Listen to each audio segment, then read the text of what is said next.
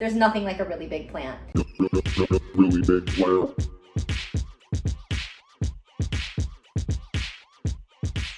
Hi everyone, it's Caitlin from Really Big Plant. Thank you so much for joining me today. So for today's video, we are going to be doing something that is so exciting for me. We are going to be taking a look at all of my really big plants. So I know my channel is called Really Big Plant and we don't always talk about really big plants, but this is the video. Today is the day. I'm going to be showing you all of my giants. I love really big plants because there is nothing like a huge plant to make your small space instantly feel like a jungle. I've got 10 really big plants that I want to show you today, and then another list of about 10 or so runner-ups that I think really deserve the title of really big plant. They just aren't quite as large as my extremely giant ones. I'm not going to go in any particular order. Let's just get into it. So this right here is my beautiful Ficus triangularis. This is probably the tallest tree that I have in my apartment. I can kind of shake it around so you can see how big it is. The thing that I like so much about this plant are the very cool triangular deltoid shaped leaves. So this tree is in a 14-inch nursery pot. The height of the plant is probably about 9 feet tall, which I feel like is pretty big for an indoor plant. So I absolutely love it. I have it right here next to my sofa and I sit here and I look through these leaves which sort of face towards the window. So I guess from this angle, I am kind of looking at the back of the plant, but I totally don't mind it at all. This plant is so special to me because it was actually one of my original wish list plants before I even really got into plant collecting. And essentially, I was under the impression that this was a rare plant, but then I realized that the truth about it was it just wasn't really in demand. And this was a few years ago. And I called a couple different growers and asked them if they were planning on having this plant anytime soon. And they were basically like, nah, we're not growing those. So I just had to keep my eye out. But a few months ago, when I was walking around my neighborhood, I was passing by one of the plant shops that's actually closest to where I live. And they had this beautiful Ficus triangularis in the window. So of course I bought it, came home, got my wagon, went back to the store and wheeled this plant home and was so happy to have it. And then the real problems began. So less than 2 weeks after bringing this plant home, it erupted with a spider mite infestation. At the junction of every single leaf, I had webbing. It was a classic total spider mite disaster. So what I ended up doing was taking this tree out into the hallway of my apartment building, just like right outside the door to my apartment. And I treated it out there. And I ended up leaving the plant in the hallway for about a week, which turned out to be way too long. So one of the things about ficus, and one of the reasons why they are a little bit of a difficult plant to care for, is they tend to not give you too many warning signs when they're unhappy. They instead just start to drop all of their leaves at once. And once they reach that point where they're dropping tons of leaves, a lot of times it's too late to make an adjustment that's going to actually be able to save the leaves that are going to fall. So what happened was I kept this plant in my hallway for a week, and then when I brought it back inside, it was already dropping tons of leaves, and it dropped almost every leaf on the tree and was basically just a really big pot full of very tall twigs. And I was completely mortified. I thought that I was going to have to compost it. I didn't even take any pictures of it when it looked like this because I was so embarrassed that I completely killed this plant. But I shoved it into a corner and I decided to just water it and take care of it as if it was still a tree. And before I knew it, it actually grew right back. It's almost all the way back to its full glory. This plant has really flourished. It has grown so many new leaves and it's really happy and healthy, and it constantly is producing little fruits. Because it's a ficus, they're technically called figs, but they look like little berries. They're not edible figs. They're just all the fruit of a ficus is called a fig. So I've got it probably like about 10 feet back from my west window. And in the afternoons, this tree does get a good deal of direct sun, especially on the lower portion of the tree. Some of the leaves at the top don't look quite as healthy as the leaves on the lower portion. And I think this definitely has to do with the light. Very different than the rest of my collection is that this is the only plant that I water on a schedule. I normally don't recommend watering plants on a schedule because plants want what they want. They don't want to stick to your schedule. But with this plant, what I've noticed is because it's so finicky and it doesn't give me any warning signs before it drops leaves, I just water this plant twice a month. Once at the beginning of the month and once halfway through. So I found that being on a schedule really helps keep this plant happy and healthy, and that's what works for me. This is my extra large Monstera deliciosa. This is probably the biggest overall plant that I have in my collection. Just the footprint is just enormous. The space that it takes up is probably equivalent to like the footprint of like a full or maybe even queen size bed. I mean, it is huge and it takes up pretty much this whole space over here that's meant to be like my dining area. You can kind of see I've got the table here and the plant is just flopping over onto the table, and this is just how I live. So this plant is in this west facing window here. My bay windows are right over this way, and some of the plant gets a lot of direct sun every single day. And then other parts of the plant back here don't really get much light. And so I have had some leaf drop in the back of the plant, which I was expecting when I put it into this corner. But I do think that the amount of light that's reaching the leaves over there is totally adequate to sustain this plant. So the plant itself is in a 16-inch pot, so it is huge. And it's got these aerial roots that are just growing down everywhere, and every now and then I have to like quickly pull them out of my other plant pots because the aerial roots like to find their way into my other plants. You can cut off the aerial roots if you don't like them, if they don't appeal to you, but for me personally, I love the look of aerial roots. There are 4 different plants actually in this pot, so while I do have some other very large Monstera deliciosas that might have individual leaves that are larger than the largest leaf on this plant, the overall impact of this plant is much larger. I mean, it's just huge. It takes up so much space. It's not particularly tall. It's mainly just super, super wide and sprawling. So I've got it raised up onto a small coffee table. I water it probably about once every 2 weeks, maybe once every 10 days, sometimes once a week depending on the weather. If it's really hot and this plant has been getting a lot of direct sun, I notice that it dries out pretty quickly. So sometimes I'm watering this plant even weekly. The only reason I was able to actually get this and bring it home was because I lived really close to the plant shop where I found it. I bought it and then came back later with my little cart again and some of my own brown paper and wrapped up this plant and then walked it home on a very windy day, trying to plan for the future when I eventually do move out of this apartment. Because this plant does grow, I've been kind of wondering how ultimately I'm going to be able to get this out.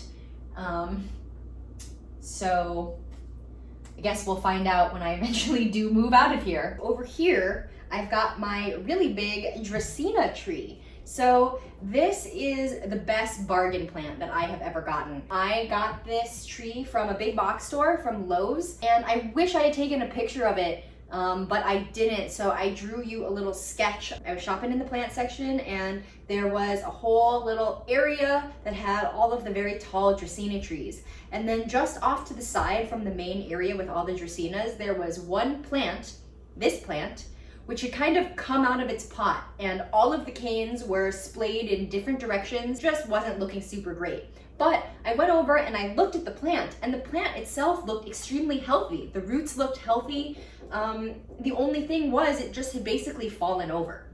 I went and found one of the employees and asked them if I could please have a discount, and they marked this plant down from $75 to $25. So I got this for only $25. It's like, you know, over 6 feet tall, and I think it's a really, really great plant. So Dracaena trees are great. They don't necessarily thrive in a darker condition, but they can live in a lower light environment for a very long time. So one of the things about Dracaenas that is a little bit tricky is that they are a plant that likes to have kind of constant and consistent moisture at the root zone, but when you do keep the plant this far away from a light source, you kind of need to let the plant dry out between waterings. You have to let the soil dry a little bit, and so then you do tend to get a little bit of crispy edges. That is something that you can't avoid with this plant if you don't give it adequate light. So I keep it in a really small pot. It's technically a 10-inch pot, but I think it might be closer to like 11 inches, and it's very top heavy. So I actually have the plant tied to my thermostat back here just to stop it from falling over. The rest of the story also about me shopping for this plant is that there was this other guy there in Lowe's who was following me around with his cart full of Monstera plants, just giving me the dirtiest stink eye. It really doesn't get that much light back here. The camera is doing a good job of picking up light, and I do have a lamp that I just put right here to try to shine some light on my face, but it is really dark in this area. I'll just turn the light off so that you can see. Well, it doesn't look that much darker, but for the plant, it's quite dark back here. This Dracaena is a champion, just living its, well, it's not exactly living its best life, but it's living its most okay life back here in the dark. Welcome to my bedroom. This is my Kentia Palm. And so this is another one of my really big plants that I just absolutely adore. It makes every morning feel like I'm just waking up to a tropical vacation. So I really recommend palm trees if you're going for that totally tropical vibe. Kentia palms tend to prefer a really bright indirect light situation. In fact, they can sometimes scorch if you put them in direct sun. So when I first brought this plant home, I actually put it right in the window, right next to me over there, and it's a south-facing window. And what I did notice is the very tips of the fronds that were on the window side all started to turn brown. So I moved it into this corner here, and I think it's just perfect. It actually is only in a little 10-inch pot. Currently, I don't even have it in a cover pot. It's just in the nursery pot, and it's right here next to my face where I sleep. So when I lie down, basically just all cozy right next to this plant. I love it. I get to look up into the leaves. I at night can fall asleep checking it for spider mites. I'm still trying to figure out the watering schedule on this plant because I actually have been moving it around a lot. So right now I'm probably watering it about once a week. And yeah, I don't let this one dry out as much as some of my other plants because I've noticed that it does start to get the really brown tips kind of quickly. One of the things about palm trees in lower light conditions is that they are generally pretty slow growers. So if you're looking for that really huge palm tree look, get a big one. All right, so over here we have what is probably my craziest really big plant. Maybe the worst, I don't know, whatever you want to call it, but I like it. It is this big Majesty Palm, and as you can see, it is just basically one single frond. And then there's like a couple of spikes, frond spikes that have formed but have yet to open. So I got this plant over a year ago now, and I only bought it because it was priced really well. So if you didn't know this already, plant prices tend to be based on the size of the pot that they're sold in rather than the size of the plant itself. So this palm tree came in a really small pot. It's only in a little tiny 10-inch pot, even though the plant goes all the way to my ceiling. And so for that reason, the price was pretty good. And so I decided to pull the trigger and buy it. But what I do know about Majesty Palms is that they really don't like living indoors. They want really bright sunlight and they want really high humidity. They basically just want to be like outside in Florida. So I've gone back and forth on whether or not I'm going to keep this plant, but honestly, I can't get myself to get rid of it because there's something about it that I just like so much. It's so crazy looking, just being one single frond. I don't know, I mean, maybe you think it's horrible, but there's something about this that just feels so whimsical to me. It's kind of like a palm tree version of like a Hoya heart, you know, just like one leaf that's living. But the thing about this plant is that I know that part of the reason why it's so stunted in its growth is because it's in a really small pot. But I don't mind it looking like this. I really kind of like it. It is what it is. So this is my giant golden pothos. This is a true giant. This is like a normal sized pothos, and then this is my giant one. I love this plant. I love it so much. I'm obsessed with it. I already made a whole nother video about it. I also don't want to go into all of the details about this plant again because I feel like I really just made this video and I don't want to be giving you too much repeat information. So if you haven't checked that out, I would really love it if you would go watch that video if you are interested. But the main thing about this plant is that just like any other pothos, it is really easy to care for. It likes to get a little bit dry between waterings, and it just continues to grow like a monster. One of the things that I will say, a little update since the repotting that I did. So I repotted this plant less than a month ago, and some of the leaves are yellowing faster than normal, and I already lost a few of the lower leaves on this plant since repotting it. I probably will be propagating it soon because I am starting to get a little bit worried. I wasn't expecting this plant to have an adverse reaction to being repotted, but I've noticed that the plant doesn't actually look as happy as it did before. And what I do wonder is if I actually underwatered this plant, because right after I repotted it, it did get really hot for a few days and the plant got really wilted.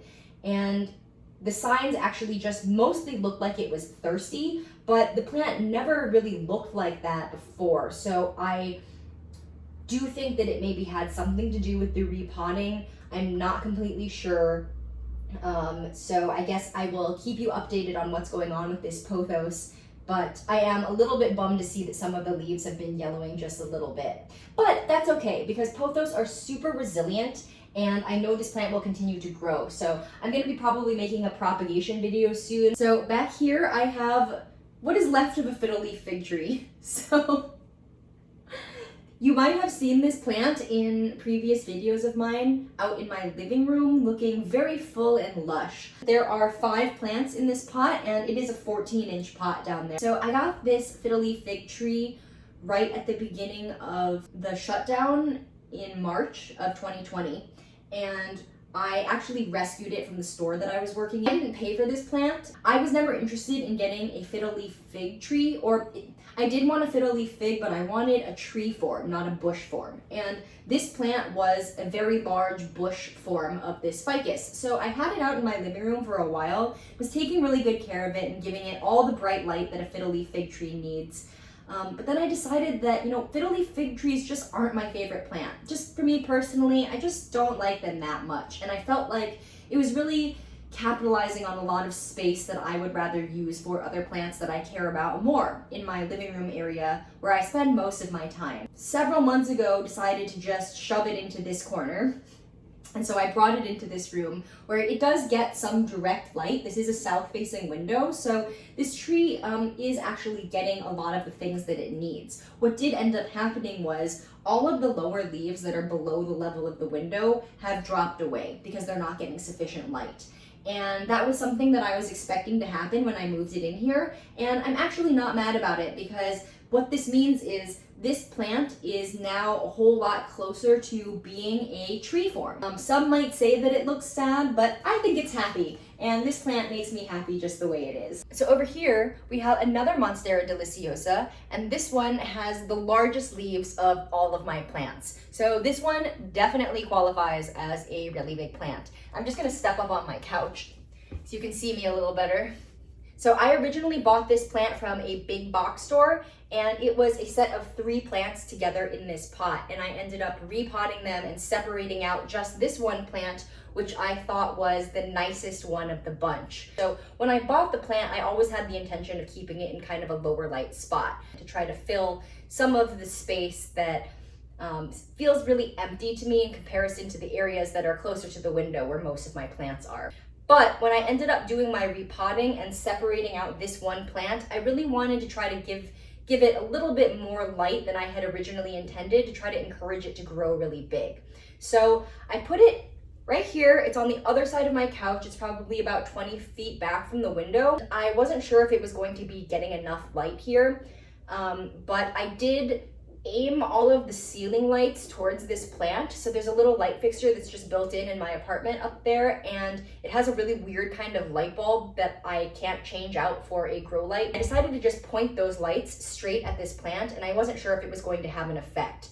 But this plant has exhibited really strong phototropism towards that light, so I'm pretty sure actually that the light is benefiting the plant. Phototropism, by the way, is when a plant leans towards the light, which is really common for most plants to do. So when I first put this plant up here, all of these big leaves were kind of facing the window. They were wanting to face that way. And I've noticed as this plant has been growing, all of the leaves have kind of rotated to turn their surface to the lamp up there. So I do think that this plant kind of has like its own little grow light situation going on. I love that it's over the end of my couch because I like to sit right here under the Monstera and gaze up at the big leaves, and I just feel so happy, like I am in my personal jungle. Since I repotted this plant, it's been about 6 months. It has grown 2 new huge leaves, which I guess isn't a lot of leaves technically, but because I do have it kind of in the dark, I feel like that's a pretty good rate. I water this Monstera probably about once every like 2 weeks or so. I use a moisture meter and I stick it way in there to try to make sure that it isn't too moist before I water it. And if there is any moisture in the pot, I wait. So here we are with my last really huge Monstera deliciosa. So this pot has 2 plants in it, and they are the 2 other plants that I mentioned that came with the last Monstera that I just showed you. These are the plants that I ended up separating out and decided to treat them as my little sacrificial lambs that live over here in the darkest area of my apartment. When I separated these plants, they both had new growth that was being really choked. So I knew this plant had a long road to recovery. When one of the newer leaves on one of these plants fails, it tends to kind of set the plant back a little bit because it's got to either grow a new leaf spike from a different node or try to do its best to generate a leaf from the existing stalk that is still there even if the leaf has sort of died off. So I've got one of those leaves like that on the plant right now. It put out a leaf that just never really fully came to maturity. It sort of started to unroll and then got stuck in the unrolling process and just sort of turned white and brown. And this happened with a couple of leaves on this plant. But then a few weeks ago, I noticed that it started to have some little leaf growth that I thought was a really good sign. It looked like the first healthy growth I'd seen on this plant since repotting it. And I did the worst thing imaginable. I overwatered it. It sucks. I overwatered the plant. The new leaves that were coming out started to turn yellow and mushy. Classic overwatering, which is crazy because for me, I almost never overwater my plants. I'm like really good about not doing that. But I think what happened was I just love this Monstera so much and I saw the new leaves start to come out and I just, wanted to give it that extra love in the form of some extra water, which is a big misconception. It's not extra love. And when I noticed that the new leaves started to turn yellow and mushy, I knew I had done something bad. And so I stuck my hand in the soil. Of course, it was very wet. And so what I ended up doing was taking this whole plant and I moved it right into the window next to my biggest Monstera for about a week and allowed the soil to totally dry out. And then what happened is the plant instantly started to grow 2 new leaves, which I am really excited about, although they are very small. So I'm hoping that the next generation of leaves will be big again, but I will definitely keep you updated. This is one of my really big plants, and while it might not take up a lot of volume, it's like 7 feet tall, maybe more. And I think that that's just insane. I mean, I couldn't even get the top of the plant to fit into the shot. This snake plant is amazing. I love it. It is one of the naturally really huge growing ones. It's called the Sansevieria erythrae, I believe, or well, it's now reclassified as Dracaena, but we can talk about that later. So I've only had it for like 3 months, and when I first got it, it was my height. This baby. So this is the baby plant on the Sansevieria, and this one leaf was just about my height when I first brought it home, and now it's grown so much more than that. We squeezed it into an Uber, and thankfully, the tall piece is like kind of bendy, so we were able to get it into a regular size car. But now that it's like 7 feet tall, I don't think that it would be quite as easy to transport. Okay, I think I just angled the camera so that hopefully now you can see the top of the plant. It's up here. It's so tall, and so this one definitely counts as a really big plant because, I mean, what is this even? It's kind of like one of these palm fronds over here that's yet to open. I've got it over here in my really bright light hallway area where west sun comes in, it gets reflected off the mirrors over here, and it just showers this plant in really bright light. And so I do find myself watering this plant about once every 2 weeks or so, and it's just growing like a beast, and I can't wait for it to put out some more babies. So now I just want to show you some of my runner-ups. This is my really big bird of paradise, the giant type, which is called Strelitzia nicolai. And I think it's a good beginner plant for people too if you're looking for a starter huge plant. This is the newest leaf that came out quite recently, And I actually the other day heard it unfurl early in the morning. I woke up and I looked over and the sunlight was coming in on this plant in just a totally beautiful way. There were these like little orange rays on the plant and I thought it was so nice, so I got up and took a couple pictures and went back to sleep. And then it was in that time, right after I went back to bed, that I heard the leaf unfurl. And when I saw it, you know, maybe like an hour or two after I actually could see in my photos, the leaf had not unfurled yet. And so it happened so loud. I don't know if anyone cares about this, but it was really exciting. I've got this Ficus benjamina over here.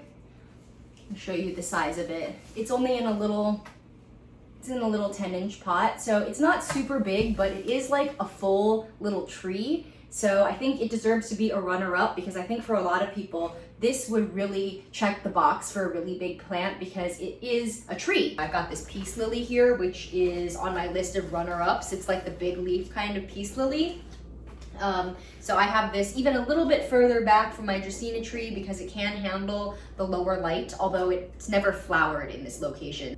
Okay, this beautiful huge plant here, this is a Philodendron giganteum, and it partially is on this list because giganteum is in its name, but also because it is actually gigantic. I mean, some of these leaves are so big. Same care as like any other philodendron, they like to kind of dry out between watering. So this is a great, really big plant, Philodendron giganteum. I just noticed when I put the plant back that I think one of the leaves might have a little bit of variegation, so that's really cool. You're never gonna guess what I have in here. This is a tiny little 4-inch pot, and I'm just gonna back up and show you.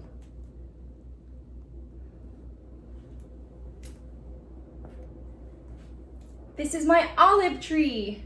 So it's just a little sapling and I've been keeping it in this tiny, tiny pot because it seems to be doing okay in here. So I've had this plant for like about 1.5 years now. When I first got it, it was exactly my height and now it's not that much taller. It's about 1 foot taller. It grows pretty slowly just because it's inside. Honestly, I'm just thrilled that this olive tree is still alive because I bought this kind of knowing that olive trees really don't want to be grown indoors, but because I do have south windows, and I did have south windows in my last apartment too, I figured I could give it a try, and worst case scenario, the plant wouldn't make it. Best case scenario, the plant lives until I eventually move somewhere where I've got an outdoor yard and can put this plant outside and it will grow olives someday. I love it. This one is maybe a runner-up too. This is a Nepenthes, a pitcher plant, and it just has gotten really big. It sort of turned into a tree, which I didn't think was gonna happen with this plant. You can see it's like up to my hip level. So maybe this one's on there as a runner-up too, a Nepenthes pitcher plant that hasn't grown any pitchers for me. I thought I would also just flash you a little peek of my Albo Monstera deliciosa that I've got back here. I think that one might also qualify as a really big plant. Okay, so the next plant on my list is this Aspidistra, this cast iron plant, and it is big. It's also really heavy because it's potted in rocks rather than soil because they don't like to sit in wet soil. So for the plant's health, this plant was sold in a nursery pot that is potted entirely full of rocks. So there are just rocks and fertilizer balls in here and no actual soil. So the plant is like 1,000,000 pounds. Sorry, I'm getting kind of out of breath holding it, but I just wanted to show you for scale what a huge plant this is. So this is like my most recent plant acquisition. I just got this like a week ago. And I feel like it maybe is a really big plant, but it's only on the runner-up list because I just got it and I don't know if it's going to like die back or what's going to happen with this plant. So I just wanted to show it to you as one of my runner-ups. And one of the cool things about cast iron plants, sorry, I have to put it down, I'm just getting tired holding it. But one of the cool things about cast iron plants is that they can kind of live in really low light environments. I mean, it's not ideal for them, but it's doable. But I do have this cast iron plant in one of the darker locations in my apartment. Just take a look. Look how big this plant is. It's got a really like underwater kind of kelpy vibe. I honestly don't know why more people don't talk about this plant. Okay, so the plant I want to talk about now is this Dieffenbachia. It's a Dieffenbachia tropic snow, and I adore this plant. It is just so amazing and hardy. I really like just keeping this plant right here next to my couch. I kind of let all of the lower leaves die back because they're not really getting any light, but I really like the way that these leaves sort of frame this side of my couch right here. So this Monstera deliciosa back here is one of my runner-ups. So when I first got this plant, it was in a little 6-inch pot, but it was really root bound, and I repotted it into this 8-inch terracotta pot, and at the time I felt like it was an enormous plant. So this plant was one of my original big plants before I started getting, you know, trees and ones that are like taller than me. This Monstera is just a sprawling beauty, and I adore it. It's pretty big. It's not a tree, but it does take up considerable space. So this is my husband's side of the bed, and he sleeps under this Monstera. It's so cute. Sometimes he's like, I see him like pruning it a little bit or pulling away the dead leaves right before he goes to sleep. He likes it, so I feel like it's special for that reason too. This is my husband's sort of bedside plant. And you may notice that in my house, we have plants instead of bedside tables. All right, everyone, so those were all of my really big plants. I really hope you enjoyed this video. It was so fun for me to make it, and I am so thrilled to be sharing this with you all. If you have already liked and subscribed, thank you so much for being part of this plant journey with me. I would love to hear from you about what some of your favorite really big plants are, or what your top wish list large plants are for your space. Again, thank you so much for watching, and I hope to catch you in the next one. Bye.